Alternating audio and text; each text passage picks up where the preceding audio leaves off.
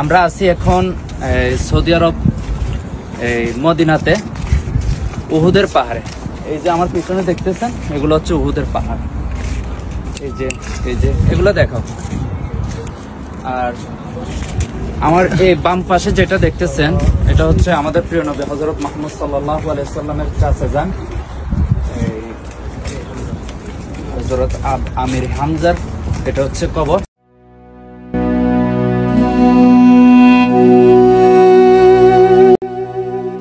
উহুদ, কি বেদনার না সাক্ষী এই উহুদ পাহাড়।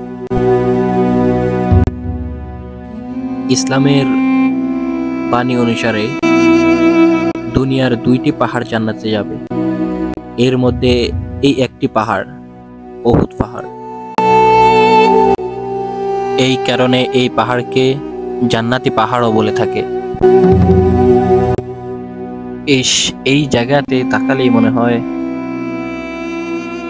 তরবারি হাতে নিয়ে শত্রুর মোকাবেলা করেছেন আমাদের নবী, দ্বীনের নবী হযরত মুহাম্মদ সাল্লাল্লাহু আলাইহি ওয়াসাল্লাম।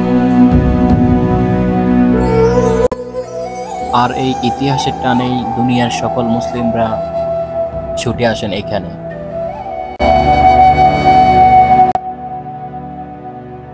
আর আমি যেখানে এখন দাঁড়িয়ে আছি সেখানেই নবীজি সাল্লাল্লাহু আলাইহি সাল্লামের চাচা হামজা রাদিয়াল্লাহু তাআলা আনহু এখানে শুয়ে আছেন। এখানকার আবহাওয়া বাতাস এতটাই শান্তির, আর আমরা এখানে যে সুঘ্রাণ পাচ্ছি নিঃসন্দেহে বলতে পারি এটা জান্নাতি সুঘ্রাণ।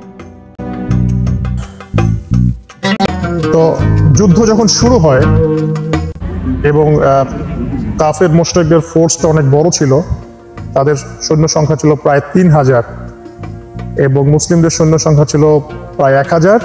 তবে যুদ্ধের ঠিক আগের রাতে সেখান থেকে 300 জন মুনাফিক আব্দুল্লাহ বিন উবাইয়ের অনুসারী তারা সেখান থেকে মিনিমাইজ হয়ে যায় এবং মুসলিমদেরকে 700 জনের একটা সেনাবাহিনী দিয়ে অতর্কিতভাবেই তারা সেখান থেকে লিভ করে।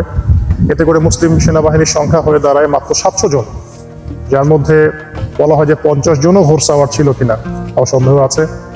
আমাদের উটের সংখ্যা কম ছিল, বর্মের সংখ্যা কম ছিল। 700 জনের মধ্যে সম্ভবত 100 জন সাহাবী বর্ম পরিহিত ছিলেন, বাকিটা ছিলেন না।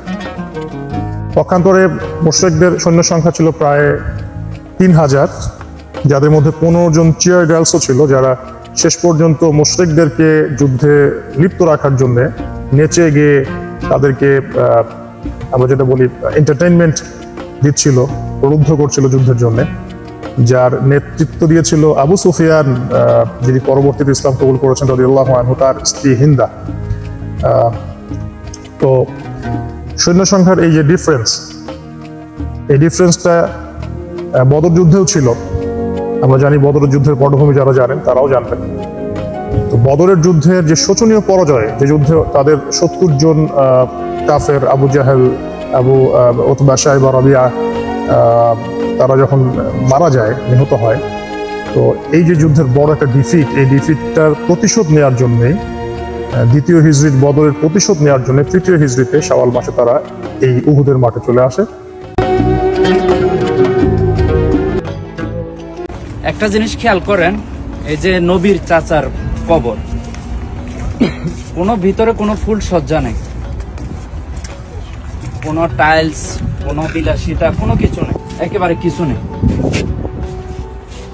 অথচ আমাদের দেশে ওই ছোট ছোট অমুক বাবা তুমুক বাবা, বাবার অভাব নাই। প্রতিটা বাবার মাজারে টাইলস করা, ফুল দিয়ে সাজানো, বিরিয়ানি ট্যাক্সি, একটা অন্যরকম কাজ কাবার, যেগুলা শিরিক। তো আমরা এখান থেকে একটা জিনিস শিক্ষা নিতে পারি যে আমাদের নবীর চাচা আমির হামজার থেকে বড় কোনো আউলি নাই, বড় কোনো বাবা নাই। তো ওনার মতো ব্যক্তির কবর দেখেন কত সাদা সিধা, কোনো সাজসজ্জা নেই। তো এখান থেকে একটা জিনিস শিক্ষা নেন, শিরক মুক্ত থাকেন, বেদাত মুক্ত থাকেন। আসসালামু আলাইকুম।